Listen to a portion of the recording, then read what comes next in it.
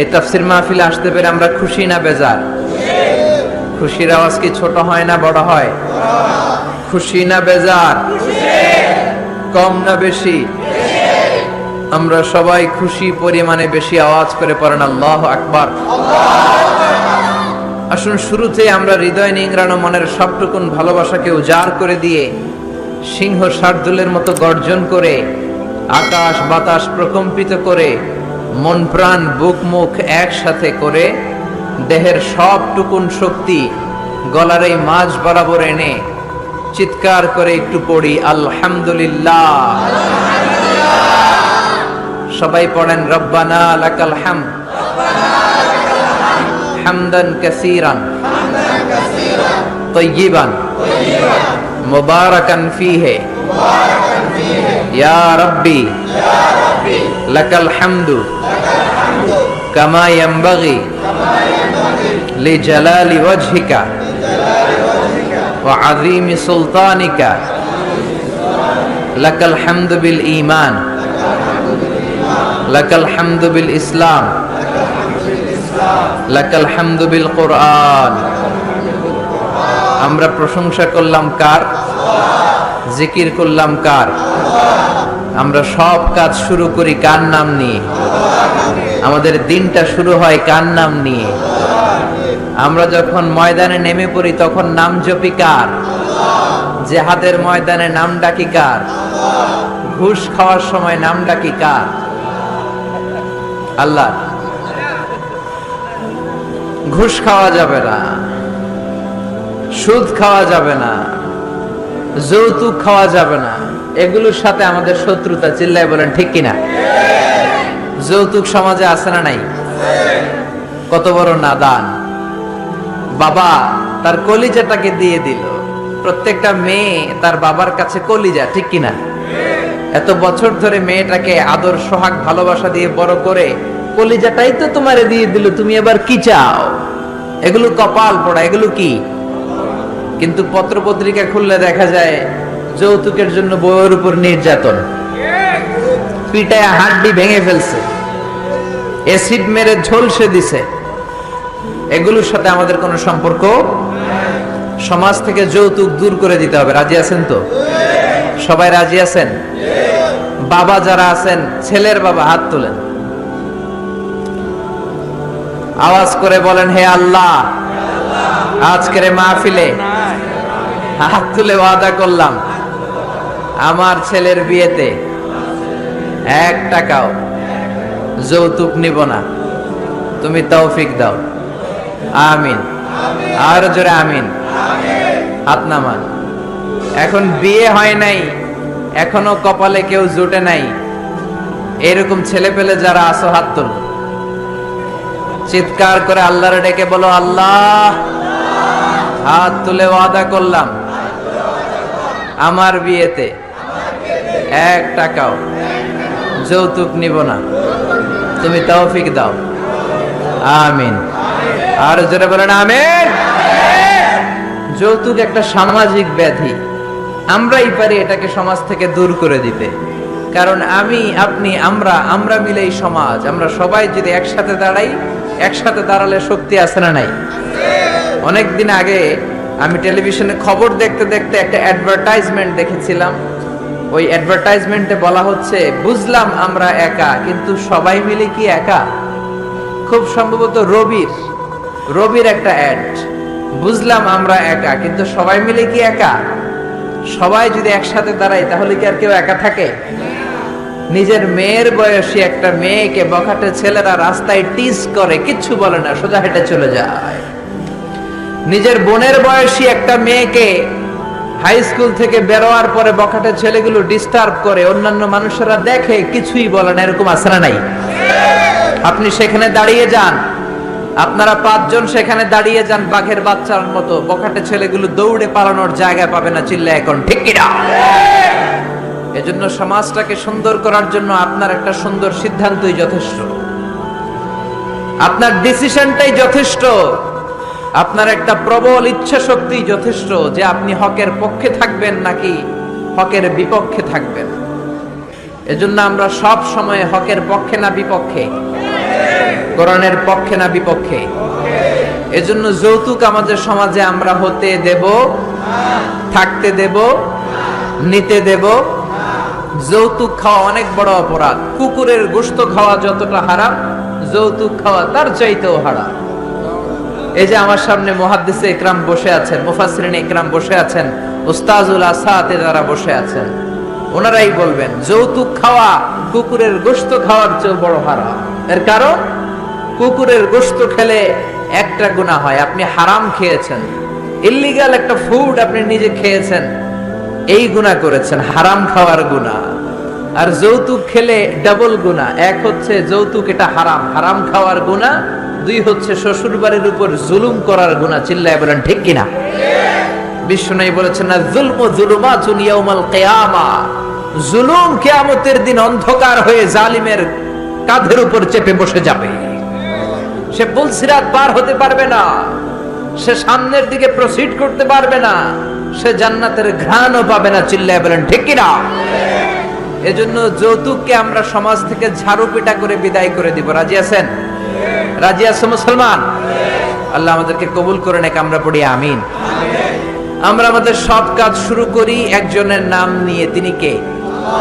আরো জোরে বলেন, তিনি কে? অন্যান্য ধর্মাবলম্বী লোকেরা তাদের বানানো যে ঈশ্বর তাদের নাম নেয়, ঠিক কিনা? বৌদ্ধরা বলে বুদ্ধাং বুদ্ধাং বুদ্ধাং বুদ্ধাং চরণং গচ্ছামি, এটা হচ্ছে ওদের স্লোগান। হিন্দুরা বলে কৃষ্ণা কৃষ্ণা কৃষ্ণা, ঠিক কিনা?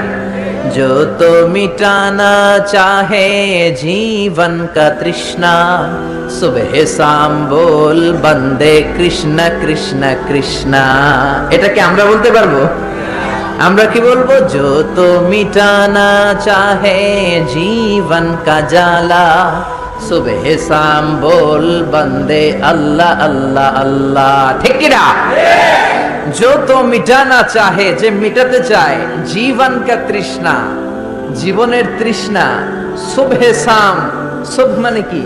সকাল, শাম মানে সন্ধ্যা, সকাল সন্ধ্যা, বল বান্দে, বান্দা বলো কৃষ্ণা কৃষ্ণা কৃষ্ণা। কিন্তু আমরা এটা বলি না, আমরা বলি जो तो मिटाना चाहे, যে মিটাতে চায় জীবন কা জ্বালা, জীবনের জ্বালা, সুবহে শাম বল বান্দে আল্লাহ আল্লাহ আল্লাহ। চিৎকার করে পড়েন আল্লাহু আকবার। আমরা সে আল্লাহর নামের তিনটা স্লোগান দিয়ে আমরা আলোচনা শুরু করব। আমি পড়ব লিল্লাহে তাকবীর, আপনারা পড়বেন আল্লাহু আকবার। কষ্ট হবে না তো? আওয়াজ করে তাকবীর দিতে হবে, যাতে করে আশেপাশে যারা এখনো আসতে পারে নাই তারা বুঝে যায় এখনো হাজারো হাজারো আল্লাহর ওলিদের মিলন মেলা বসেছে। চিল্লায় বলেন ঠিক কিনা? আমি পড়ব লিল্লাহি তাকবীর, আপনারা পড়বেন আল্লাহু আকবার। তিনবার পড়েন লিল্লাহি তাকবীর, লিল্লাহি তাকবীর, লিল্লাহি তাকবীর। আল্লাহ আমাদের স্লোগানকে কবুল করুক। আমরা পড়ি আমিন। আজকে আমরা নবী এবং রাসূলদের সম্পর্কে কিছু কথা শুনবো ইনশাআল্লাহ। বলেন নবী রাসূলের দরকার আছে না নাই? নবী রাসূল না থাকলে গোটা পৃথিবী অন্ধকার। চিল্লায় বলেন ঠিক কিনা? আমি সূরা সদ থেকে একটা আয়াত তেলাওয়াত করেছি, 47 নম্বর আয়াত।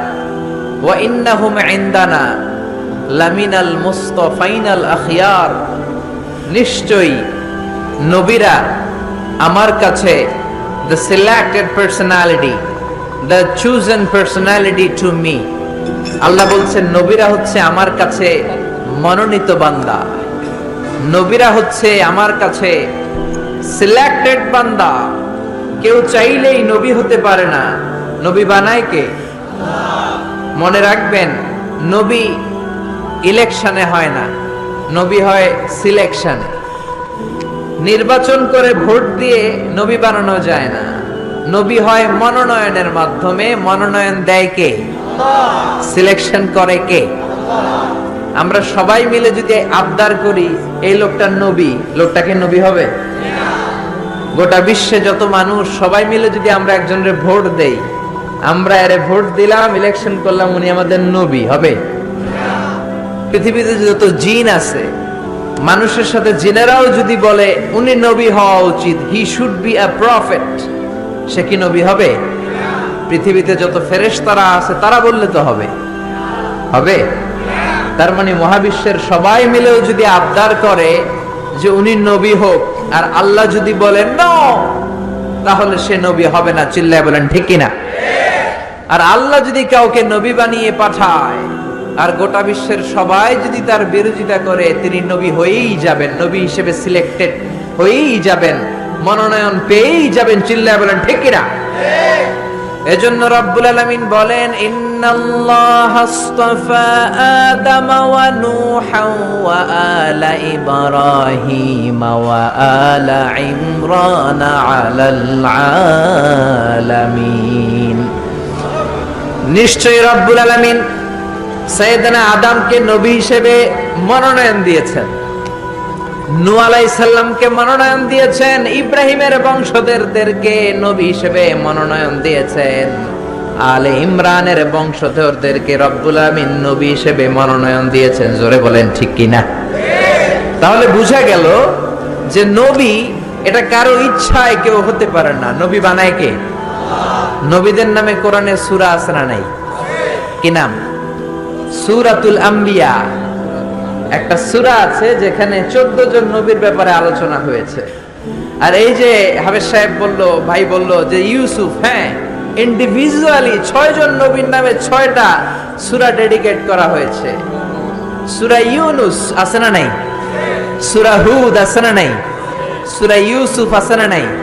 সূরা নূহ, মুহাম্মদ, ইব্রাহিম, এই 6টা নবীর নামে 6টা সূরা কোরআনের মধ্যে দিয়েছে কে?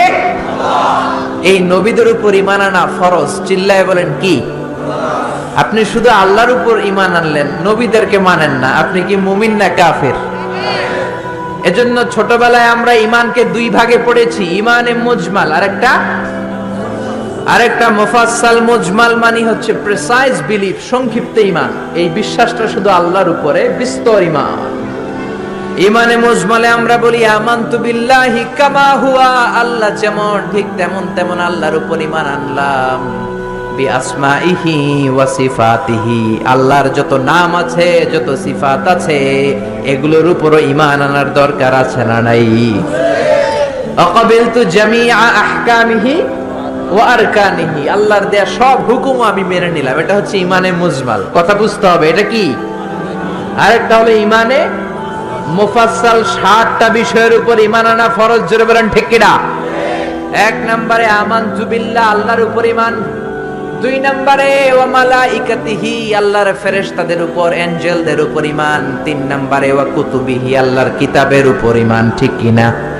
আপনি শুধু কোরআন মানেন, তাওরাত যে আল্লাহর কিতাব মানেন না, ইনজিল আল্লাহর কিতাব মানেন না, জাবুর আল্লাহর পাঠানো আসমানি কিতাব মানেন না, আপনি কি মুমিন না কাফের?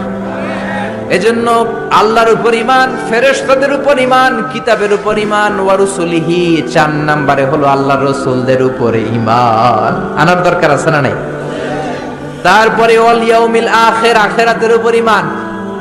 তারপরে ওয়াল কদারি খাইরিহি, তাকদীরের উপর ঈমান, ভাগ্যলিপির উপর ঈমান। খাইরিহি ওয়া শাররিহি মিনাল্লাহি তাআলা, ভালো হোক মন্দ হোক করতে পারে একজন, তিনি কে? বাংলাদেশে অনেকে কুফাতে বিশ্বাস করে। কুফা দেখবেন, ক্রিকেট খেলা দেখতেছে, এক বন্ধু ঢুকছে, বলে তুই ঢুকলি কেন, তুই বেরো, তুই ঢুকলেই বাংলাদেশের উইকেট পড়ে যায়, তুই একটা কুফা। এরকম কথাবার্তা আছে না নাই? আসলে তার বন্ধু ঢুকলেও উইকেট পড়তো, না ঢুকলেও। কুফা ঢুফা বলতে ইসলামে কিছু নাই।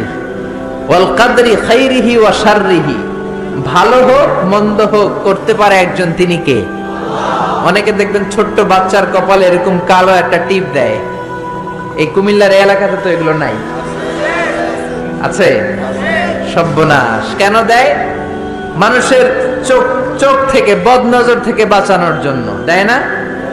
অবাক করা কাণ্ড, আমি আমার একটা অ্যালবাম, অনেক আগের একটা আর্কাইভ ছবির অ্যালবাম ঘাটতে ঘাটতে আমার বাসায় দেখলাম ছোটবেলা আমার আম্মাও আমার টিপ দিচ্ছে, এই জায়গায় বিশাল একটা কালো টিপ দিচ্ছে। কারণ তিনি শুনেছে তার নানির কাছে, নানি শুনছে তার নানির কাছে। আগে নানিদের কথা কোরআনের মতো মানা হতো, চিল্লা এখন ঠিক কিনা? কিন্তু এখন এমন সময় এসেছে, যাচাই বাছাইয়ের দরকার আছে না নাই? You have to test everything with the holy Quran. চিল্লায় বলেন ঠিক কিনা? কারণ কোরআন আপনাকে সমাধান দিবে। আপনি যত ঝামেলায় পড়েন, আপনি যত বিপদে পড়েন, এই বিপদ থেকে সমাধান দিতে পারে একমাত্র কোরআন। চিল্লা